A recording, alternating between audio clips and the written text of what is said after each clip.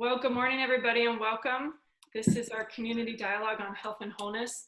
And the topic for this morning's discussion is going to be the role of spirit in your health and the impact that stress has on your stance when you're approaching something that's unknown or something challenging. And this is a program that we've been doing now. I think this is our third week.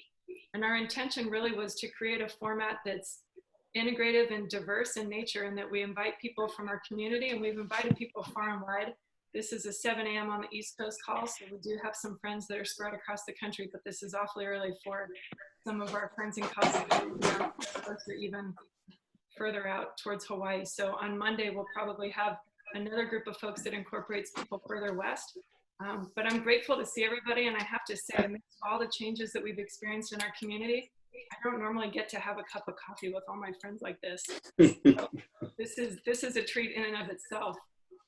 But what I'd love to do is just have everybody introduce themselves. We are posting this both on Zoom and on Facebook Live, and we've had a lot of following from people on Facebook that I think, given the nature of adjusting schedules, people are busy, so they're able to tune in, but not be able to sit in front of their computer and contribute like this. So thank you to everybody who's on Zoom. So we'll go ahead and introduce the folks that are on Zoom, and what we'll do is I'll pass it to somebody, and then if you could pass it to somebody else, and just introduce yourself and maybe share a little bit about your role in health in the community. So my name is Alison Weiss, and before I came to Living Well Institute, I was in the field of environmental restoration. My dad would have said I was a professional tree hugger, and 3 years ago stepped into the field of community health and have found a way to blend both of those to try and encourage people towards a creative approach to their health. So with that, I'll pass it to my friend Frank. Did you say Frank? Yes. Okay, I thought you said Jake. Sorry, Frank Batista, family doc in Hershey for a number of decades. Now quarantined at home by virtue of having been thrown out of my office by my partners who thought I was high risk. So I continue to work at home, and I'm looking forward to getting through this with all of you. Kathy. Hi, I'm Kathy, and I'm a nurse by profession, and I found my way to Living Well and work there with our clients, and have learned a lot about taking care of myself and others. Karen? My name is Karen Dish, and I am also a part of the care team at Living Well Institute. I am a young adult, and I have a background in health and physical education. Brett. Good morning.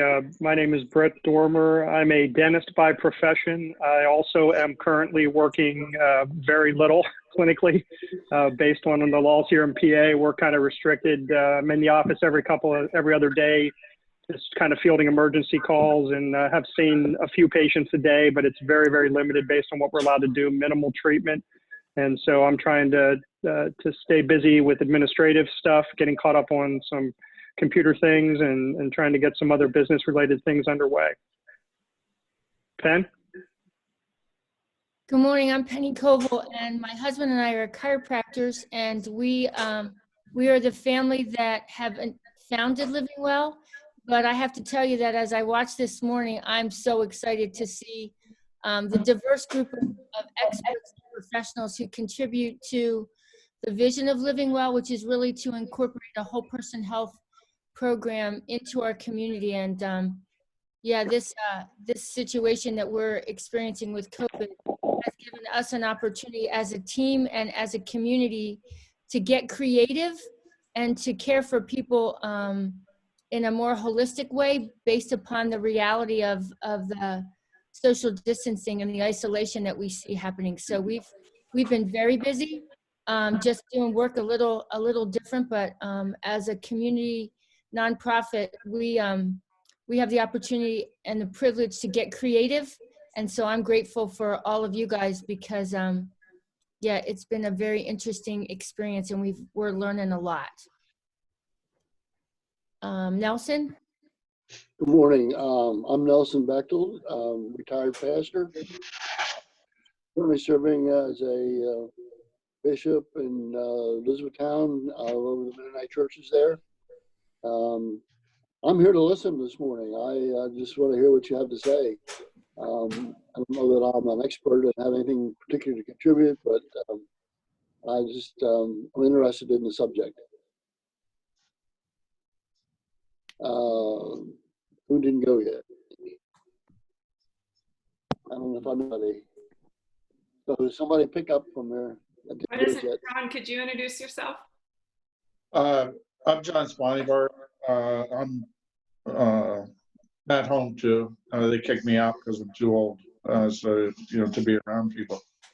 I'm preparing for a next chapter, I guess, of my life in retirement, which I feel good about some days, and then I'm frightened about next day. So that's where I'm at this morning at 7:06. So thank you.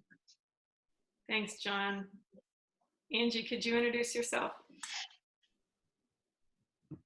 Yeah, hi, I'm Angie Morrow. I came into Living Well through my son, who is part of their program. And in the community, I work a lot with families and friends, parents of people who have addicted loved ones to the opioid epidemic right now. Thanks, Ange. Teresa Rowe. Hi, I'm Teresa Rowe. I came into Living Well through my daughter and through a family integration. And then I got pretty active with Living Well, specifically the Live and Learn programs and the 3D Balance programs. I'm currently a yoga instructor, and all the studios have closed, so now I'm doing classes online virtually. And I would say my specialty is kind of doing these deep relaxation meditations at the end of the very active physical workout classes to give people that that balance between getting a workout in and then just sort of helping them to move the energy in their body to totally relax and restore. So thank you for inviting me here today. I miss you guys. Thanks, T. It's good to have you. Holly. Good morning. Good morning. I'm there, I'm in, I'm good. Could you give just a brief introduction of kind of who you are and where you live in the world? Sure.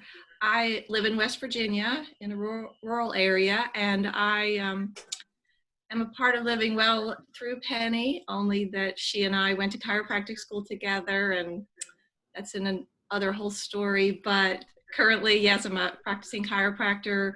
Wow, we've been 27 years doing this, and currently our office is just seeing patients on an urgent need basis is how we're doing it. And that feels really different for me. I don't think I've gone 12 days without adjusting very many people. So this is a day that's a new experience for me today, because the longest, gosh, in 20 years, I haven't gone this long. So a lot of changes. West is blessedly very low in numbers right now, so it doesn't feel as scary maybe as some areas, and we're kind of just functioning through it, I guess, as everyone else. I'll leave it at that. And of course, Stephanie, it's great to see you. I've gotten to know Stephanie through Penny, so it's really an honor to be here this morning. Well, thanks for joining us, Holly, and thank you, everybody. Did we miss anybody on the introductions on Zoom? Good job, everyone. So thanks again for joining us, and we do have a number of people that are joining us by Facebook Live as well. They're likely building small children, getting online school set up, getting ready to work from home. You know, I think everybody's had to really adjust their stance to what life looks like, and I think for Hey Steph, can you have everybody mute their mics while you're talking, if you don't mind? Yep, just a bit of housekeeping for doing Zoom. If everyone can mute their mics when they're not talking, it prevents some of the feedback that tends to go back and forth. Thanks, T. So what I'd love to put on the table as a topic for discussion is the role of spirit in health and in our health and well-being, and also how stress impacts our stance as we approach the unknown and uncertain challenges. And I think if you look at even the World Health Organization definition of health, it's a complete state of physical, mental, and social well-being, and not merely the absence of disease and infirmity. And so when we consider that approach, and we look at the information that's available to most people here locally and even nationally and likely globally, a lot of it's focused on physical health, the physical symptoms to look out for COVID-19. And then because this situation in the global pandemic is causing a lot of stress, there's additional information out there about mental health. What happens if you're cooped up in the house? What happens if you already have anxiety and depression? But what I've observed and what we've observed as an organization who's taken the posture of whole person health, and I think we have two experts as chiropractors who it's inherent to the practice that you bring to the table, but for many other people who are unidimensional in their approach to health and wholeness, incorporating spirit is something that probably doesn't come naturally. And so for many individuals that I've come in contact with and that we've served, I would say we've had thousands of people that have come through the door over the years of Living Well Institute. And while everybody's as unique as their fingerprint, there hasn't been one person who's disagreed with the reality for all of us as humans that we have a mind, a body, and a spirit. And what that looks like is a different representation for everybody. But what I would challenge all of us to recognize is that if you remove that spirit piece, it has a huge impact on how we approach every day when we wake up, and whether that's approaching challenges, things we're excited about, and certainly right now as we're all dealing with a tremendous amount of stress. And so I'd love to put this back out to the group for anybody to share, what does spirit mean to you in your professional role as you help care for the community, and also in recognition that we can't give something away we don't own for ourselves. So I think everybody that's on the call is somewhat familiar with Living Well and knows that when we check in with people, we're really asking, how are you doing? So we did ask on this call to introduce who are you, and who I am, really it's unique to you as an individual, but also the role you play in community. So if anyone could share, what is the role of spirit in your own health and well-being and what you bring to the community? And also to consider, how does your spiritual health impact your stance and how you approach challenges and stress?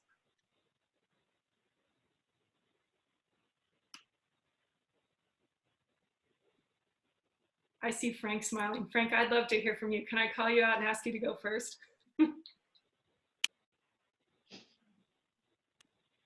You know you're on mute. That's what I said. I'm muted. I can't say anything. It's been a very interesting experience for me personally. I'm separated from my 3 kids and 6 grandkids. And obviously, our family situation is a big part of that you're seeking, that sort of spiritual context. Who am I and what am I to other people, and what is the grand scheme of things? Furthermore, dealing with patients remotely, mostly over the phone over the past 4 weeks. And with the limitations placed on us with the social distancing, it really calls into focus the need for personal strength from all areas. I mean, everybody's talking about taking walks. They're talking about catching up on things they haven't done around the house. But there's also a great deal of introspection and soul searching, if you will, that I've heard from patients and even from my own family. So one thing I would throw into the mix is that if we take full opportunity of what we're confronted with right now, we have to deal with our spirituality, which, as you suggest, is a major player in our overall health. I don't think I do it any differently than most anybody else does, and as with many of the people here, I'm still learning that. Hopefully someday I'll have some better answers to all of the questions. For those of you who are Hitchhiker's Guide fans, the answer actually is 42. We'll get into that some other time, though. Thank you, Frank. I appreciate that. And I think, as Frank had introduced himself, he's a family physician that's been taking care of people for decades in our community.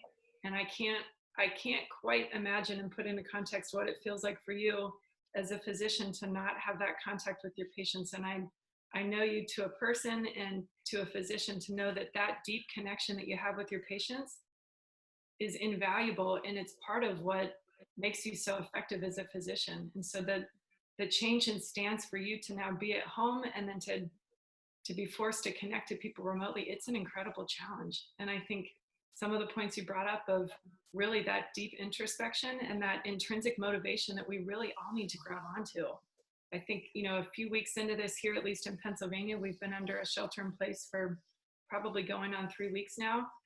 I think people are already finding that they've exhausted the layer of impact of going for a walk, doing something different at home, and really having to dig deeper. And for most of us, I'll say myself included, that's a little scary. It's not something that we're typically forced to do on a day after day basis. It may be something that we're faced with when we hit a challenge or, you know, sort of a speed bump or a pothole in our lives. But this is a daily challenge to understand, where does our intrinsic motivation come from? So thanks for sharing, Frank. Anyone else have a contribution about what spirit means in your own perspective of health, and then what you give away in the community by way of being a provider or a community member?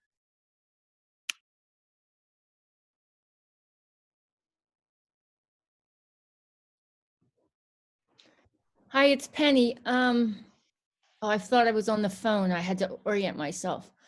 But you know, I look around and I listen to how we have accommodated for this change, and it's been interesting over the years because Living Well was created because as a chiropractor and as a parent, I realized that there were limitations to my resources and ability to care for my family. And that has spilled over into how I care for my patients and how I am in relationship with friends. But I think whenever something tragic has happened in my life, I've always asked the question, what lessons do I need to learn now?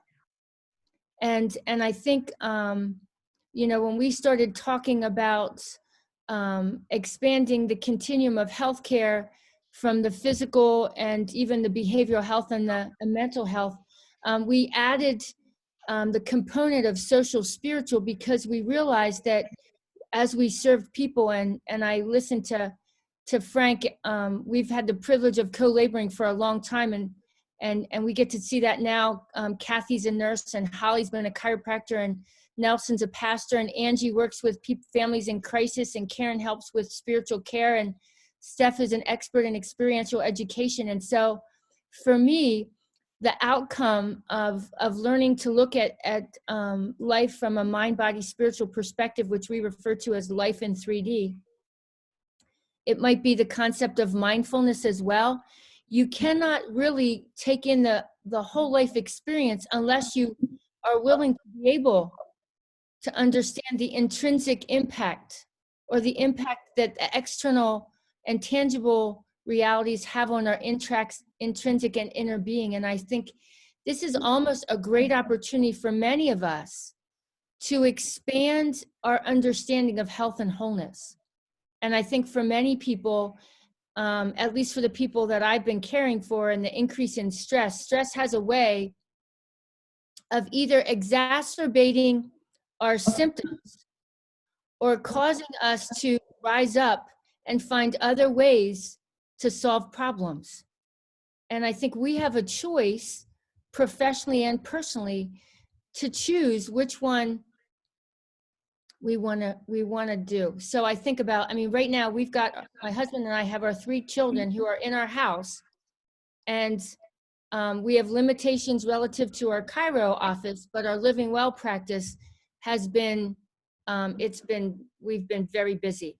So I haven't yet had that time, and I know as I watch Frank laugh, I haven't really had a whole lot of time to be much more introspective than I normally am.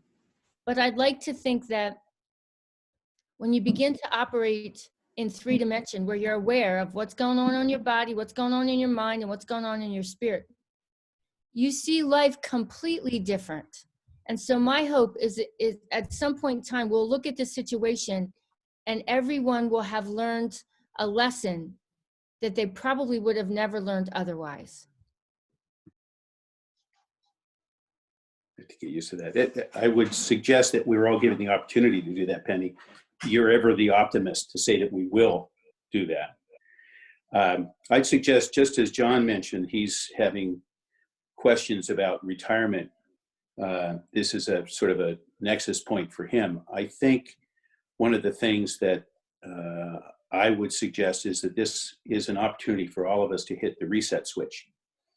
You know, we are so good at getting into routines, and we find it difficult to break those routines. We do things the way we've done them because that's what we do.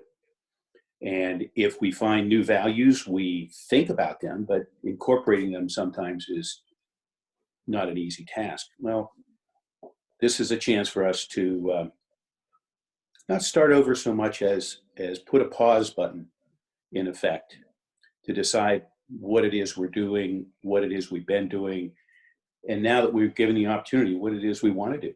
And that goes for all areas of your 3D that you mentioned. So John, don't worry about retirement. This is a warm up. You can decide which pieces of it you like and which pieces you don't, and adjust things accordingly. Thank you, Frank. I've been looking at it as a rehearsal. Yeah, exactly. Well, and it's incredible to see the diversity on this Zoom meeting this morning and think about the diversity of perspectives and practices. And I think what Frank said is invaluable. And to me, I mean, even if you look at the background and picture behind me, I gave the caveat and owned it up front that I'm a tree hugger and I love being outside. Nature for me, it really orients me to that connection to something deeper. And I would say, you know, Frank's point about we're creatures of habit and routine. If we look at the natural world and what's happening in the natural world right now, at least in the Northern Hemisphere, we're moving into a new season. It's springtime, there's new life, there's new growth, there's new opportunity.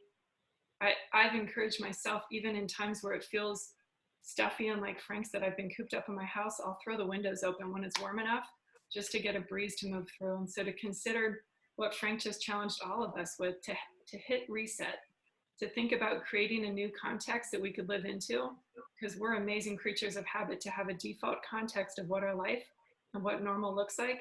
And I think early on, I was challenged by people to say, you know, let's not wish that things can go back to normal, because normal, if we really took an introspective look like Frank suggested, there are some things that from a spring cleaning perspective, we probably want to rearrange. And this is a tremendous opportunity that may not happen in our lifetime again. I think we hope from a pain and suffering perspective it never happens again. But even I think about, you know, my husband this weekend went for a bike ride and said he rode 23 miles and saw 3 cars. I mean, just the space and time that we're given right now, it's probably a unique opportunity that we may not see again. Stephanie, I was going to come on for a minute and just say that one of the things that keeps coming clear to me as so much of this seems to include a lot of worry about the future and things that we can just blow out of proportion. And if you listen to too much or read too much, it seems that when you break it down, one of the things that I find that probably helps my spirit the most is just to come into this moment, this day, and say, how is today? And the answer is usually okay or really good. And I know that's not true for everyone, but I think that a majority of our concern is thoughts about the future, what ifs. And just in the time I've lived, I've learned that so many of the things I've worried would happen didn't, and so many of the things that I never thought would happen did. So it's taught me, often when I start to worry on something, I'll tell myself, okay, so that's probably not going to happen. There might be something entirely different that'll happen, but you just can't go there. And so I think that so much of that's tied in with the Spirit who tells us, like, I'm going to take care of you in some way or another. It may only be just the simplest things, and those are really just the things that we need, are the very basic.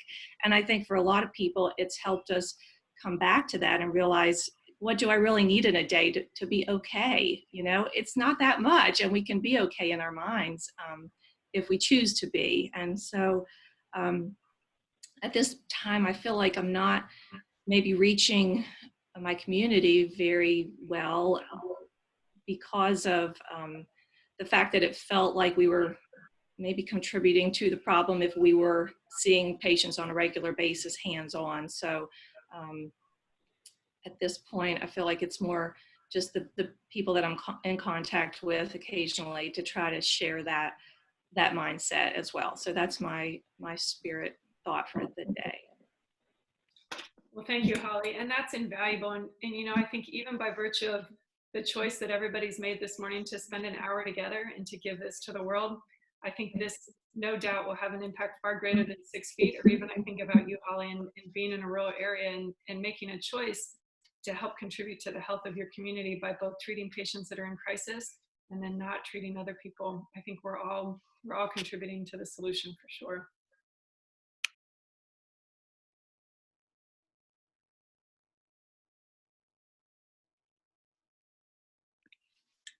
Anyone else have thoughts about how spirit impacts our health and how stress can impact our stance on approaching challenges in the unknown? I do. So one of the things I learned through Living Well was about kind of connecting into the source, both God and breath. And as I became a yoga instructor, I realized that I have the opportunity to have impact with a pretty large audience and on a regular basis. And one of the things that I think makes me kind of unique in the yoga world is that oftentimes people think of that activity as being purely physical or physical, and maybe they get to the next level of mental. And I try to bridge this concept that it's more than that, and try to get them to like the next level in the time that I'm with them. Oftentimes my best classes are, I go into the bathroom before instructing a class and say a simple prayer. I love Penny's prayer that she said a while ago, but my prayer is show me. And what I find is that allows divinity greater than me to help guide the classes. And all the lessons that I learned in Living Well, like about breathing, connecting into your breath, being in balance, I try to run themed classes, and they're not always based on that. Sometimes they are based on physical, anatomical regions of the body, but I might run a class called Being Grounded and Finding Balance as the theme, and then use the physical postures to kind of help people to get attached to their breath and in a different zone than what they would in a regular yoga class. So I'm just so thankful. I don't want to say that my family was in crisis, but I'm so thankful for the lessons that I learned through the Living Well Institute, that at the time I was, screaming and fighting through it all. But I feel like, learning this concept of 3D balance has just been absolutely so powerful. And as most of my friends are pretty stressed and scared, I feel like I'm in the camp of living in faith instead of fear. And not saying that I don't have some moments of feeling anxious if I sneeze. Oh, do I have the virus? But I just wanted to thank, Penny and Steph and Karen for all that you guys have done to me. And thank you. Thanks for sharing, T. And I think T brings up an important point when she talks about the breath, and even when we think about whether it's our approach to stress, and Holly shared about orienting yourself to the present moment.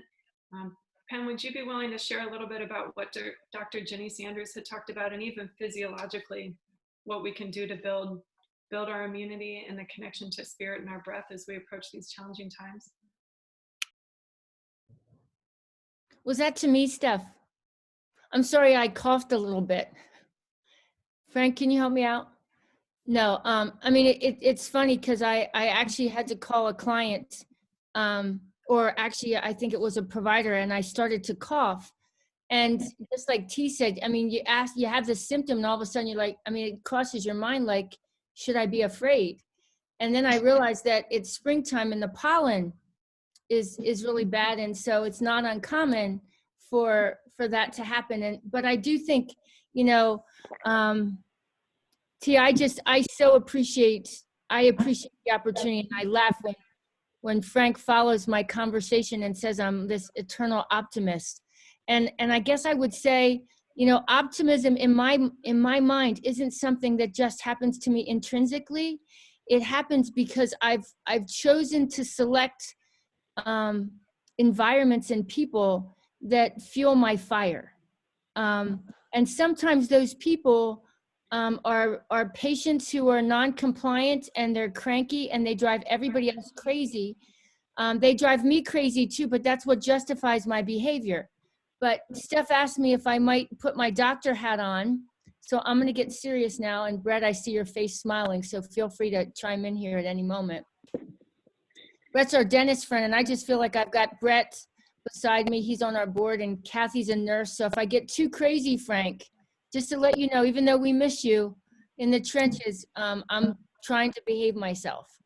But Steph asked, on Monday, we had Dr. Janice Andrews, who's a psychiatrist and a functional medicine physician. And so we talked about the physiological consequences of stress. And so, the reality of it is that when we get stressed, our body gets inflamed, and that's usually in response to an automatic response, which is called fight, flight, or freeze. And so what happens is our body, even if we have a thought, it can begin to initiate a biochemical response that wants to fight whatever pathogen, whatever foreign virus or bacteria that could invade our body. It wants to heal. And so when we have stress, it does perpetuate this physiological response, that one of the first responses, it affects our heart rate, and it affects our pulmonary system. And so when we think about COVID-19, and Frank, feel free to step in here, because I'm just the backup here from the clinical perspective. But Holly and I, we spent all those years learning about all this, so now it's a really good opportunity to share that from a physiological perspective, your lungs, they exchange oxygen air comes in and we want to oxygenate our blood. But I think part of it is that when we're stressed, that whole system becomes compromised and our immune system becomes suppressed, and we become more susceptible to diseases and pathogens. And so, one of the things that we often will tell the clients that we serve, that we don't want to deny or minimize the reality of disease, and in this situation, the reality of this virus. But the one thing we know that we can do for sure is that we can boost our immune system by addressing stress. And so for some people, stress is anxiety. It's continual thinking that gives my brain the inability to rest and relax. Stress also, just energetically, if I feel, if my tension in my body and in my mind begins to oppress my emotions and my spirit. In Living Well, we define spirit as the essence of our being. But when those areas are disconnected, our body, our mind, and our spirit, it's almost like an electrical system and a Christmas tree light. I mean, if you've got a light that's not working and there's a disconnection, the lights don't illuminate. And to some degree, we see this same reality happen to people, is that stress, it causes a response that causes either our mind to spin, our body to be either overactive with anxiety or underactive with depression. And then we don't have the ability to actually be well. And so I think most of our culture, we usually do what we see, and the physical is the tangible evidence of reality. And so we begin to be preoccupied by that.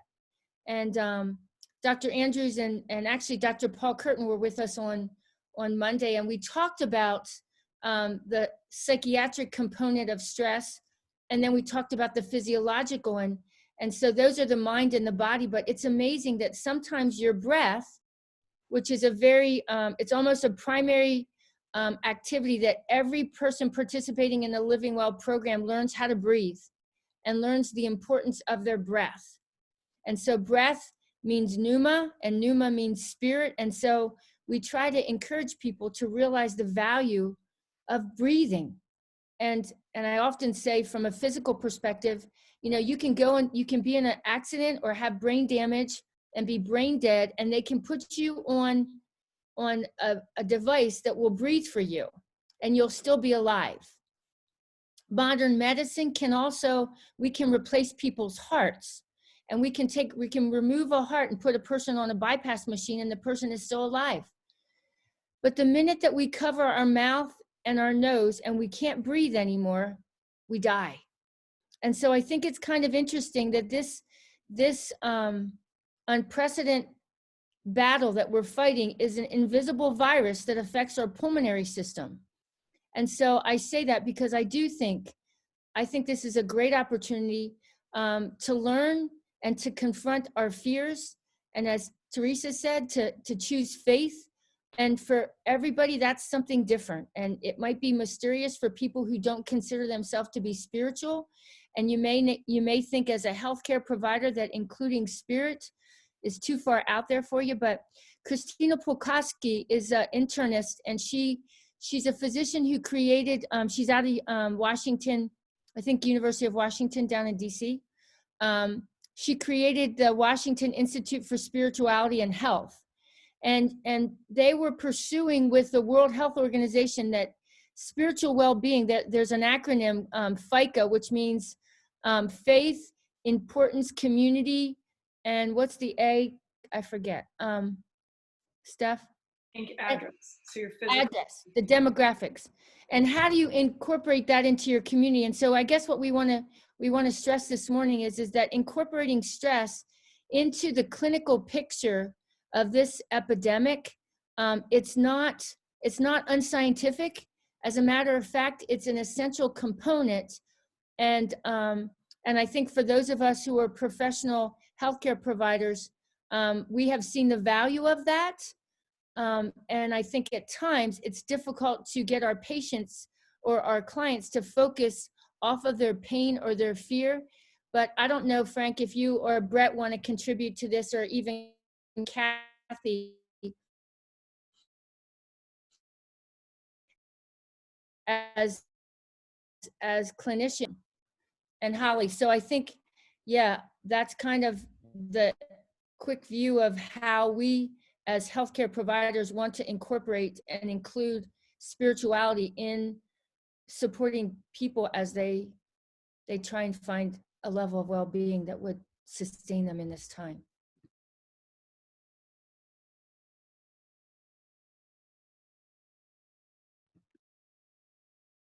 What, Frank, you're not going to say anything?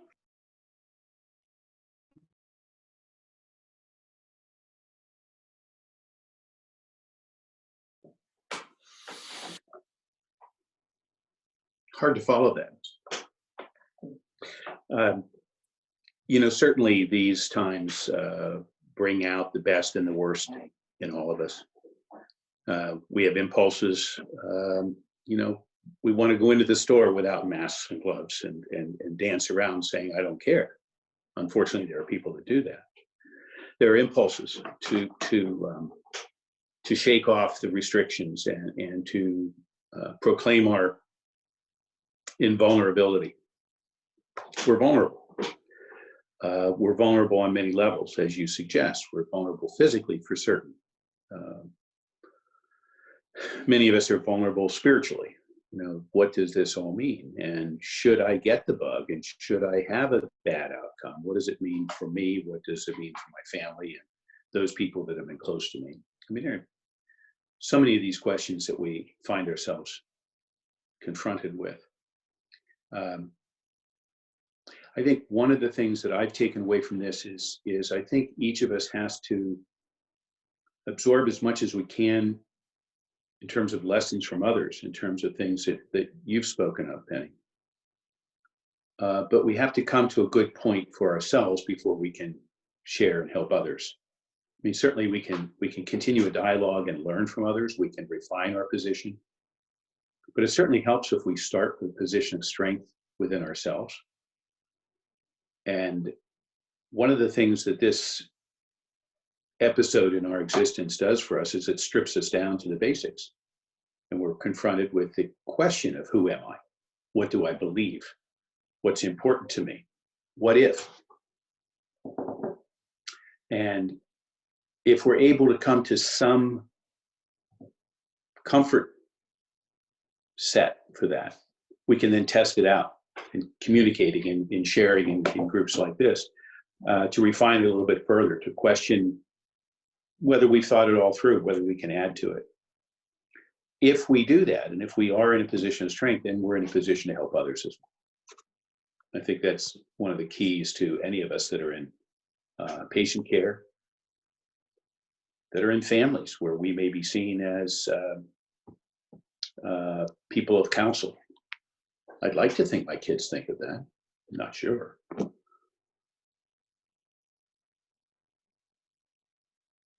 I'm interested to hear where others are in that thought. It's my way of passing it back to you guys. I'll add something there, Penny, that came to my mind, and that is fear and what that does to our bodies. And the thing that I kept noticing the last 2 weeks that we were practicing regularly, or as always, and still had a lot of patients coming through our office, but the fear had escalated so high that even as a practitioner, I felt constantly so responsible for the patient that was laying down after the last patient and the whole cleaning process of that, and the responsibility it felt of not spreading this that had never been a part of our lives before. Fear for my staff to feel like they would get sick and I, had them there. And when you talked about the physiological things that happen when we're stressed, sometimes we can talk ourselves through it and move beyond those physical symptoms. But when you're operating from that place of fear, and I call it fear, but it just had to be when you're constantly cleaning and imagining these, pathogens that might be passed along. I just realized how exhausting it was, and thought of the fact that I had not ever had to practice or work with people with that mindset in myself, and that they probably were feeling the same thing, and what that was doing to all of us, even in the process of trying to deliver something that was a healing, scenario. And it's one of the things that I keep coming back to, even as we go to the grocery store. And like you said, there's masks, and it's all of us having to be fearful of this. I mean, it's the only responsible thing to do, but it's at the bottom of it. And so that emotion is really something else.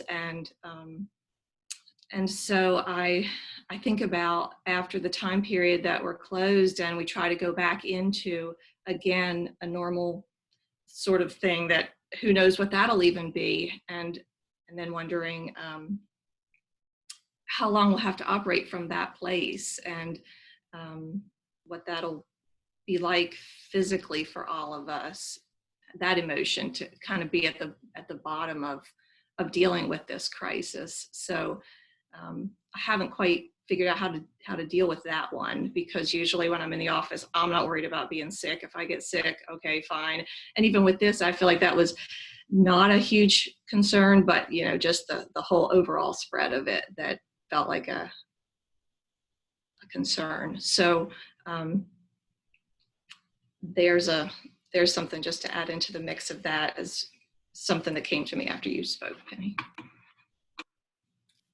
Thanks, Holly and Frank. I think for me personally, when I consider all of all of the dialogue so far, and even the inspiration to throw the topic out there of what does spirit mean to you and how is that connected to your health, and then how does it impact your stance. You know, I was reminded last night, you know, it was interesting even at the beginning of the dialogue between Penny and Frank, and talking about two providers that have a different context right now. Frank is at home and serving our community from home, and Penny is working at the office taking care of people chiropractically and through Living Well Institute. And one of the things I've observed and learned a lot from Penny is that when we have a sense of purpose and passion, that really pours out of us from our stance of what we're doing. And that can mean doing that from home, doing that from in the community, and everywhere in between. And last night I shared a campfire both with my husband and then a friend that had come over to help with a restoration project at their home and through our wood shop. And so 3 of us sat 6 feet apart at a campfire. And to me, when I define spirit for myself, it really is that fire that burns inside of us. And that can range for me to feeling like it's a candle that's getting snuffed out to a raging fire. But I am challenging myself every day to consider, what fuel am I putting on that fire? And how do I make sure that there's a fire burning deep inside of me? Because I know for me, if I'm only relying on what I know up here, or the stress and worry that goes on with the information that comes into my mind, and if I let that impact from a mind-body perspective, what's going on in my mind to impact my stance as I step forward and move in a day, and I'm not connected to something deeper, which for me comes out of my spirit, then I'm in trouble. And not necessarily that I'm in trouble and I'm going to have a terrible day or there's going to be a terrible outcome, but I know that reaching the full potential of my impact on my own life and others, I'm falling short. And so I guess I considered, what fuel are you putting onto your fire? And Frank had talked about that, you know, taking this time to really have a period of introspection and ask yourself what makes you come alive. And that, you know, I've had this conversation even with my husband, who he's by trade a contractor and also a musician. So in the state of Pennsylvania, both are considered non-essential businesses. So he's at home at this point, he's writing music, he's working on projects around the house. And we've had a dialogue because my day-to-day looks different than his. But for both of us, the importance of having a sustained purpose and passion that has us impacting the world around us, I think it really does impact our stance. And I think before we even take a step, whether that's a step in our own homes in the morning or a step out in the community, when you wake up in the morning, that stance of where you are inside of your spirit, it has a tremendous impact, like Holly said, even on your reference and perspective as you face your day. Kathy and Brett, you both have been pretty quiet. I'd love for you to contribute to the dialogue and anything you'd add or in summary. And these are two licensed providers that are also in leadership at Living Well Institute. I think you have an invaluable perspective, so we'd love to hear what you're thinking. Thanks, Steph. I was thinking, even as I listened, that our purpose and passion is really what we need and what really drives us. And for me, that's what's so important. And I think Frank said it earlier, what if?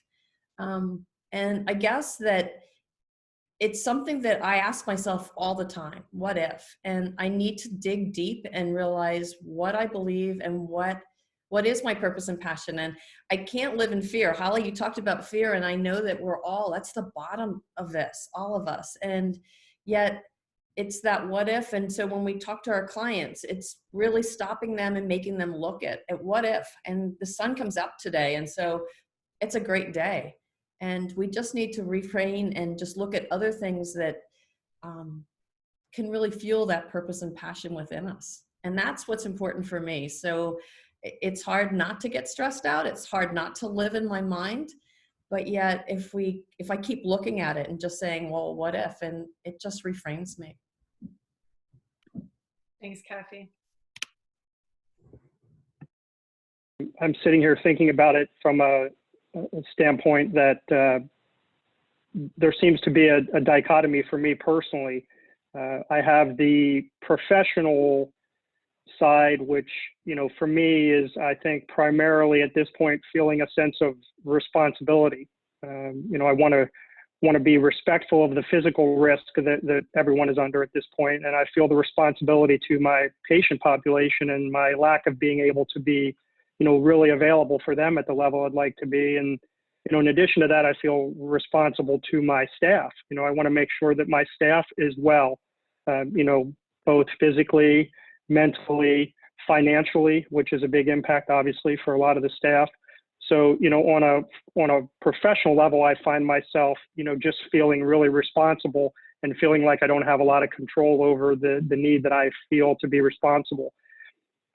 Ironically, on a personal level, for me, those of you that know me, which are many of you know me pretty well, I tend to be a mind-body centered person as opposed to the spiritual part. So, I'm a control nut. Kathy, you don't know anything about that, do you? So, being a control person, it's pretty interesting to me that this has been, and I think I'll touch back to something that Frank said earlier, that, on a personal introspective level, it's been really refreshing to have an opportunity to not have control. Because so often I spend most of my day trying to control every aspect of everything that I'm doing. And this situation has forced me from a personal, introspective level to actually, not have control and to be okay with that. And, after doing it now for, 3 weeks, and having, limited patient interaction virtually and also, actual clinical chair side, it's been really refreshing to have that opportunity, almost like a reset. I think it was Frank that said that earlier. So I'm appreciating personally the opportunity to force myself to actually just be and not worry about what I'm doing next or what I'm going to do next or what I have to do next. And so that's been a really tough place for me to get to, but now that I'm there, it is refreshing. And I know, I think Frank, you said too to John that, this is kind of a rehearsal for retirement. Well, I'm certainly not ready for retirement, but it is nice to actually have a little bit of time to breathe. And we talked about breathing and how important breathing is to everything that we do with Living Well. And I've found myself, sitting on the deck or, standing in the garage, just tinkering with things and, just kind of standing there and finding myself breathing, doing the deep breathing and breathing diaphragmatically and finding myself just feeling really calm by that. So, all the things that we've all learned through Living Well have been valuable on a personal level. So, and I want to thank everybody for the time today. It's been very informative. Thanks, Brett. I guess I'm curious, Karen and Nelson and Angie, we haven't heard from you yet. Anything you'd like to share?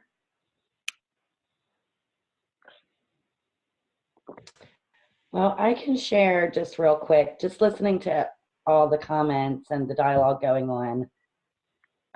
With the experience that I've had in the past, so much of that experience and what I've had to do in order to be okay with myself in my own life, I can really use with this situation too. Such as not having, like, my normal had already been shifted once already due to my son's addiction. So I had to really already dig deep down inside and be okay with a new normal and realize that my normal will never be what it was before. And I used to live, and sometimes still do, and with a lot of fear and a lot of worry, and where something just consistently drug me down every day, all day. And I've had to learn and teach myself to not, continue to live in that, with that fear and that worry. So yeah, I feel like a lot of the things of my experiences of dealing with my son's drug addiction has really helped me not be okay, but know that I cannot live in fear, and to live one day at a time, and to reach out when you might be feeling, that you can't handle it by yourself. So I'm just thankful again, and I know I've said this before in one of our other community dialogues, I'm not thankful that my son went through drug addiction, but I am thankful for the lessons that it has taught me. And I'm thankful that I can use them in other aspects of my life and my world. So. Thank you, Ange. Mm-hmm. Steph, in my own life, it has been a time of introspection, and I do believe in my own personal life, I'm kind of in between an old and a new operating system. And to me, I look at spirit kind of as the wind, and it has always been the element that truly causes me to move in one direction or another. And as I take a look at the wind, it's powerful. I mean, it is powerful. And I was glad you spoke of spirit as that passion and fire. And I've always been a person who's been attracted to passion in others. And it's interesting because I have a client who I've been working with, who is completely in isolation and is completely given up hope and is just kind of closing down. And it has really highlighted how I need to stand in a place of passion, and I need to be the wind kind of in this on her behalf. And yesterday, honestly, I was just in a place in which the passion was just not there, and it really has caused me to take a look at. I know the presence of spirit is always there, if it's a hurricane or if it's just a gentle breeze. And do I trust the presence of spirit in me on any day? And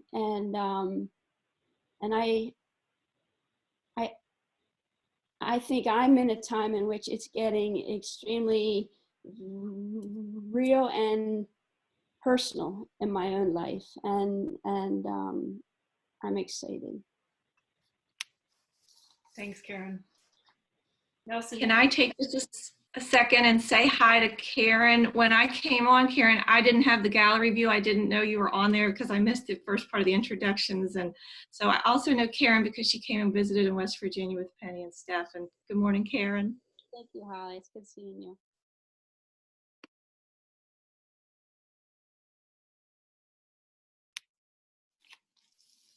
Nelson, we hadn't heard from you yet. Any insight you'd like to share, either personally or what you're seeing in the world? Well, in some respects, this hasn't changed a lot of things for me. In some respects, it has. I've been retired for 2 years, so not having to do something is kind of been more my normal schedule than some of you who have jobs. But it's also been a time of introspection and asking the question, who am I? I can't be in contact with my pastors like I did before, meet with them personally. And I feel like I've lost the ability just to really communicate well with them during this time. And so what is my role? Who am I? What am I to be doing? And so that's something I struggle with. I don't live in fear, even though I'm a person who's at high risk because of health issues. I'm pretty much isolated at home, and so that I can't go out and get the groceries. I have to depend on somebody to bring groceries and to get the things that we need, and that's a different place for me to be, because usually I'm the one who's wanting to help other people, and so I'm learning to be okay with that. Be okay with just depending on other people to do the things that I can't obviously do at this point. So that has been somewhat of a challenge just to live with that. But I find if I live in a place where I can go outside and take a walk and work in the lawn and do things like that, and that refreshes me and my spirit to be able to do that and then not have to be simply isolated in my house without any other surroundings. So that's kind of where I've been the last couple of weeks. I'm asking more and more the question, who really am I? And what is my role in this time? And what's going to change about it when this is over? So those are questions I ask. I don't think I have any answers yet, but those are questions I'm asking myself as we're going through this time. Thank you for sharing, Nelson. Well, we're close to 8 o'clock here. Before we wrap up, Penny, did you have anything you wanted to add here? No, I'm trying to be good and be quiet as everyone talks. No, I guess the only thing I would add is the fact that it is, when we talk about spirit, I think one of the passions for me is people. And as I look on this morning chat, I just feel really grateful. And I know that people have looked at me as if I'm very optimistic, but my optimism is the byproduct of the perseverance and the influences that I've had with the people that I get to live my life with. And so I just would leave people with the thought that if you are feeling isolated, that we live in a time where we'll learn to be interconnected to ourselves and interconnected to each other, that I do believe is kind of the fuel that fans our flame. So yeah, I'm going to leave this morning feeling pretty grateful to have amazing friends and to have the opportunity to share my life with passionate people who are committed to a better life. So thanks, Steph, for gathering us all together. Well, thank you, Penny, and thanks to each of you for your contribution this morning. I think it goes without saying that all of you have tremendous value, certainly in my life and the lives of the people we serve here at Living Well and the people that we're serving now on an expanded reach basis. And I say that in that we've shifted all of our programs to a virtual format, and I've been really amazed at the participation and interest that people have in a different approach to health.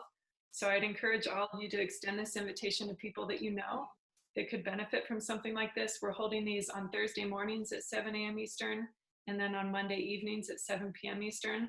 We have a variety of other programs that we offer to the community that have been a great resource.